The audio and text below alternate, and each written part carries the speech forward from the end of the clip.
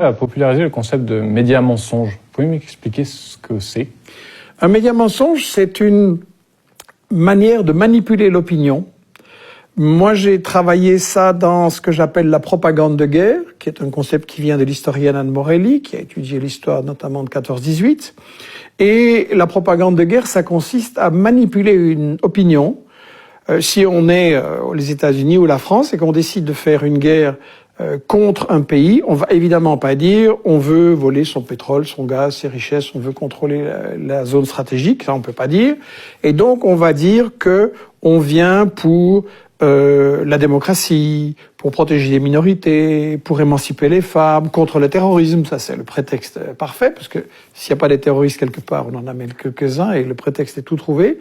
Et donc, la propagande de guerre, pour moi, ça se caractérise par le fait de toujours cacher les intérêts économiques, de toujours cacher l'histoire, c'est-à-dire le rôle que les puissances coloniales ont joué dans certaines régions pour diviser, pour régner, pour dresser les peuples les uns contre les autres et garder le contrôle. Ça se caractérise par démoniser l'adversaire, c'est-à-dire présenter des images de préférence qui le montrent comme un monstre, comme un grand danger, etc. Inverser l'agresseur et l'agressé. Meilleur exemple, Israël et la Palestine. On n'arrête pas de nous dire que les Palestiniens attaquent Israël. C'est quand même curieux. Israël les a chassés de leur pays, donc c'est lui l'agresseur. Et le cinquième principe de la propagande de guerre, c'est monopoliser le débat, c'est-à-dire empêcher... Vous savez, quand il y a une guerre, il y a toujours forcément au moins deux avis. Et donc, un spectateur devrait entendre les deux avis pour se faire son opinion. Et nous, à la télé, on a un seul avis. Il n'y a pas de débat contradictoire. Il faut toujours être pour la guerre. C'est patriotique, c'est humanitaire. Et donc voilà, ces 5 principes de la propagande de guerre, c'est ça qui est derrière ce que j'ai appelé le média mensonge. Je ne veux pas dire par là que les journalistes sont tous pourris. Je veux dire que le système des médias auquel nous sommes soumis en France, en Belgique, aux États-Unis, c'est un système qui, comme le disait Herman et Chomsky dans ce livre « Fabriquer un consentement » que nous avons réédité là et qui, à mon avis, le livre qui explique le mieux les problèmes des médias en Occident, il disait, voilà, les médias ne sont pas là pour informer le public, mais pour lui faire accepter les décisions, les choix, les stratégies des gouvernements. D'accord. Est-ce que vous pouvez me donner d'ailleurs un exemple? Est-ce que la Libye... La Libye est tout à fait un exemple. J'en ai dans mes livres donné des exemples tout plein. Et il y a une chose qu'il faut remarquer, c'est que aucun des journalistes de ces journaux télévisés, de ces grandes émissions d'information, aucun de ces médias n'a accepté un débat contradictoire sur les exemples que je donnais de médias mensonges.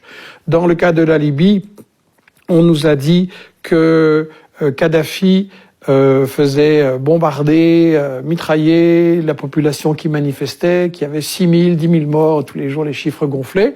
Et en réalité, c'était une invention complète. Et l'ancien ambassadeur de France, des représentants d'Amnesty, pas du tout favorables à Kadhafi, ont dit que non, ça ne s'était absolument pas passé, c'était un total fake news. Et donc maintenant, tous les professionnels le savent que ça ne s'est pas passé et personne ne le dit au public. Personne ne dit « on vous a manipulé, on vous a embarqué pour approuver la guerre de Sarko » alors que il y avait un problème, il y avait des affrontements limités, des morts des deux côtés et tout ça pouvait et devait se résoudre par la négociation. Et ça a été refusé parce que le but n'était pas d'aider les populations. Le but de Sarko, Juppé, Hillary Clinton, etc. était de faire main basse sur l'argent, sur le pétrole de Kadhafi, sur ses réserves en argent, un pays qui n'était pas endetté, c'est extrêmement rare, qu'on ne pouvait pas faire chanter, et un pays qui servait de banquier alternatif, de FMI alternatif pour les pays africains qui voulaient échapper au chantage justement du FMI, de la Banque mondiale, des multinationales, et qui leur faisait un développement. Donc on a vraiment tué un peu un sponsor de l'Afrique en l'assassinant, ce qui était le plan depuis le début. Donc la campagne de Libye, c'est vraiment un festival de fake news. Et la grande question, c'est pourquoi les journalistes qui ont fait ça refusent qu'on en débatte et qu'on en discute maintenant? Pourquoi il faut tourner la page et oublier ce qui s'est passé? Alors que les résultats sont catastrophiques. On nous avait dit on va apporter la démocratie. C'est quand même rigolo. En Libye, maintenant, vous avez 2 ou 3 ou 4 gouvernements. Vous avez la chasse aux Noirs, la chasse aux immigrés, la chasse aux femmes, vous avez de l'esclavage, c'est un foyer de terrorisme. Donc c'est catastrophique l'intervention de l'Occident.